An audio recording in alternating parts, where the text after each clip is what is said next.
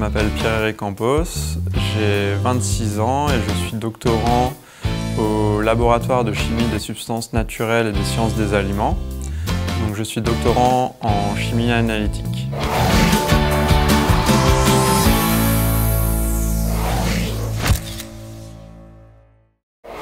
Mes recherches portent sur l'isolement et la caractérisation de nouvelles molécules et de molécules bioactives, donc à activité thérapeutique, issues d'invertébrés marins et plus particulièrement d'éponges marines. Les éponges ont la particularité d'être immobiles et donc leur seul moyen de défense aux agressions extérieures ou de communication entre elles, c'est la sécrétion de molécules. Et elles sécrètent des molécules pour leur défense, en fait elles ont une défense chimique. On isole des molécules particulières de ces éponges dans le but après de s'en servir comme médicament.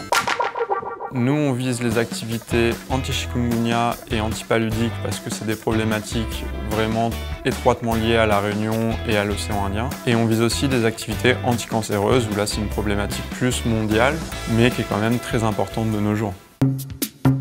Je n'avais pas vraiment d'idée de ce que je voulais faire, donc j'ai toujours été passionné par la chimie.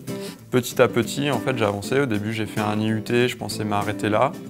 Après, j'ai vu que ça me plaisait, j'étais en licence, puis j'ai continué, j'étais en master, mais jamais j'aurais pensé au départ que j'irais jusqu'en doctorat. Donc j'ai fait toutes mes études en métropole. J'ai vu une offre pour un contrat d'ingénieur d'études à La Réunion, donc au sein du LCS-NSA. Mon contrat se finissant et ayant toujours envie de travailler sur cette même thématique, j'ai postulé pour une thèse au sein de ce laboratoire pour continuer à travailler sur les invertébrés marins.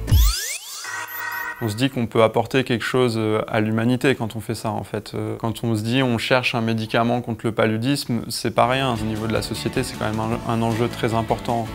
Donc effectivement, ça a une grosse part dans l'implication. On se sent impliqué dans ce qu'on fait parce qu'on se dit que c'est utile.